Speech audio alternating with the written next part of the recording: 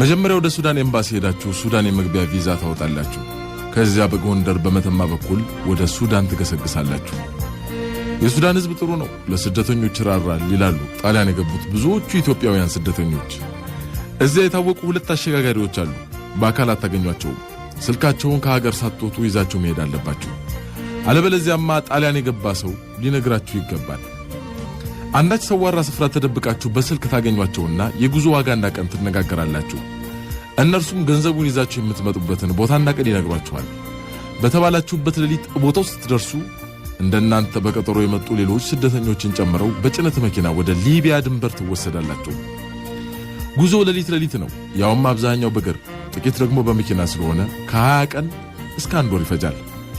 ሊቢያ ድንበር ስትደርሱ የሱዳን አሸጋጋሪዎች ለሊቢያ አሸጋጋሪዎች ያስረክቧችኋል። ዋጋ ተነጋግራችሁ አሁንም ጉዞ ትጀምራላችሁ። ግማሹን በእግር ግማሹን በፒካፕ መኪና። ደረቅ ዳቦና ውሃ ይሰጣችኋል። መንገድ ላይ የሚሞቱ ልጆች ይኖራሉ። አሸዋውም ማሰማስ አድርጎ በመቅበር ጉዞ መቀጠል ነው። በእግር ወይም በመኪና ስትጓዝ በእንጨት የመስቀል ምልክት የተሰራበት ነገር ካየ እዚያ ቦታ አንድ አበሻ ስደተኛ ተቀብሯል ማለት ነው ብሎኛል ጣሊያን ያገኘሁት ልጅ። ሰው ከታመመ እንደ በሽታው መጠነኛ ከሆነ በድጋፍ ይሄዳል። ከባድ ከሆነ ግን ቁርጦ ገና ያስፈልገዋል። ከቡድኑ ከተቆረጠ ችግር ስለሚያጋጥም አንዳንዱ ትቶ ይሄዳል። ብዙ ጊዜ ግን የቂርቆስ ልጆች ይተዛዘናሉ። እንዲያውም ከቂርቆስ ልጅ ጋር አብረው ቢሰደዱ ቢያገኝም ያበላል ቢያጣም ያዝናል ሆዱ ተብሎ ተዘፍኖላቸዋል ላለኝ ሮም ያገኘሁት የአዲስ አበባው የቂርቆስ ልጅ። አዲስ አበባ ስለ ቂርቆስ ሰፈር ልጆች አያሌ አስገራሚና አስቂ ነገሮች ሰማ ነበር። እዚህ ጣሊያን ደግሞ አገር ጉድ የሚያሰኝ ገድላቸውን መስማት ጀምሬያለሁ። ሊቢያ ስትገቡ የተቀበሏቸው አሸጋጋሪዎች ከትሪፖሊ አጠገብ የገጠር መንደር ውስጥ በተሰራ አዳራሽ አስገብተዋችሁ ይጠፋሉ። ከዚያ ሌሎች አሸጋጋሪዎች ደግሞ ይመጡና ትሪፖሊ ሩቅ ስለሆነ እንድንወስዳቸው $100 ክፈሉ ይሏቸዋል። ታዲያ የቂርቆስ ልጆች ምን አደረጉ መስላችሁ?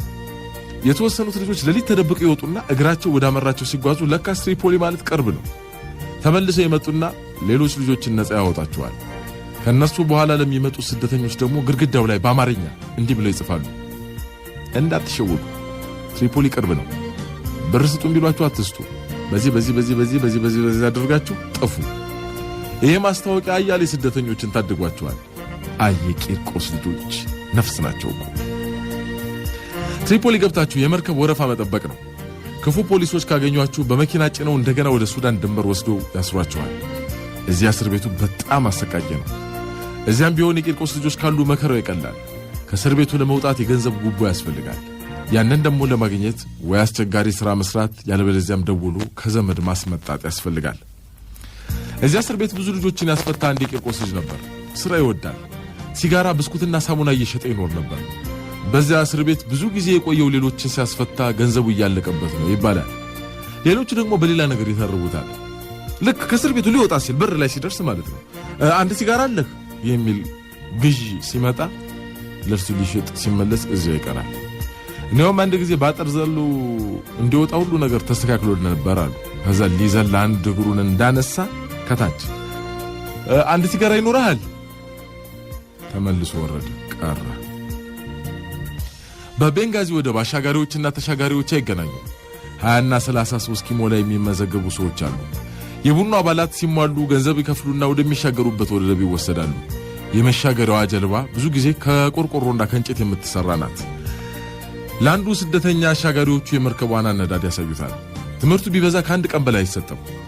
ለዚያ መከረኛ ካፒቴን የጀልባዋን ኮምፓስ አስረው ካርታውን ያስረክቡታል። ምግብና መጠጥ ይጫናል።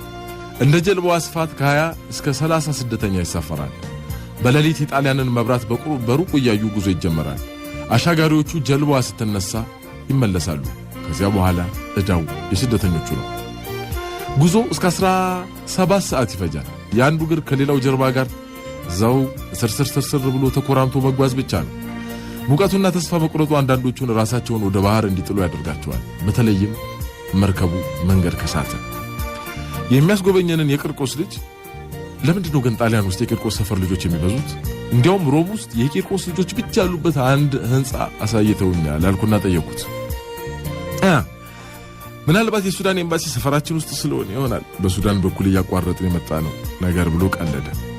ቆይ ግን ለመንገዱ ብዙ $1 ያስፈልጋል ሲባል ነበር የምሰማው፣ እንዴት ነው ጉዳዩ አልኩት። ቂርቆስ የደሃ ሰፈር ነው ብለው ስማችንን ያጠፉት እኮ የቦሌ ልጆች ናቸው። በእናት እነሱ አውሮፕላን ሲያዩ ስለሚውሉ የገዙ እየመሰላቸው እኮ። እንደውም እኮ መንግስት ሀብታም ገበሬዎች ብቻ ሳይሆን እኛንም መሸለም ነበረበት። ገባ? የመረጃ እጥረት ስላለው ያ እንዴት? እስኪ ተመልከት። እኛ የቂርቆስ ልጆች የመንግስት እጅ ሳንጠብቅ አነስተኛ ጥቃቅን ምናምን ሳንል ራሳችንን በራሳችን ረድተን እዚህ መድረሳችን አሸነምንም እንዴ? ሀብታም ገበሬዎች ራሳቸውን ቻሉ እንጂ የህዝብ ቁጥር እኮ አልቀነሱም። ገባ? እኛ ግን ራሳችንንም ቻልን፣ ከሀገር በመውጣታችን ደግሞ የህዝብ ቁጥር ቀነሰን። አየህ፣ ከዚህ በላይ ምን የሚያሸልም ነገር አለ? አየህ፣ እኛ እንደ ቦሌ ልጆች ጂኦግራፊን በቲቪ ሳይሆን በተግባር ነው የምንማረው። ገባ? ቀልደኛ ነባካ ደሞ እኮ ይኸውልህ የአባቶቻችንን ደም የመለስን እኛ ብቻ ነን ቂርቆሶች። እንዴት? የምን ደም? ጣሊያን ባህር አቋርጦ ሀገራችንን ወረረ። እኛ ደግሞ የአባቶቻችንን ደም ለመበቀል ባህር አቋርጠን ሀገሩን ወረር ነዋ። አንተ ቂርቆስ እኮ የጀግና ሰፈር ነዋ። እውነት ግን ቆይ ለምንድን ነው የቂርቆስ ልጆች ጊዜ በዛችሁት? ይኸውልህ ምን መሰለህ ይህንን በረሃ ለማቋረጥ ከ2 እስከ 3 ወር ይፈጃል። ገባ? የገንዘብ የምግብ የውሃ ችግር አለ። ካልተዛዘን ከበቀር ይህንን በረሃ ልታልፍ አትችልም። እኛ ደግሞ ከልጅነታችን ተዛዝነን መሮን ለምደናል። ስለዚህ የተደጋገፍክ መጓዝ ነው። ያው እንግዲህ ባህር ኃይልም አየር ኃይልም እየመጣ ይቀጥላል። እንዴ የቀድሞ ወታደሮችም ይመጣሉ እንዴ? አይ እነርሱ እንኳን አይደሉም። በአውሮፕላን ጣሊያን የገባው ስደተኛ አየር ኃይል ይባላል። በባህር የገባው ደግሞ ባህር ኃይል ይባላል።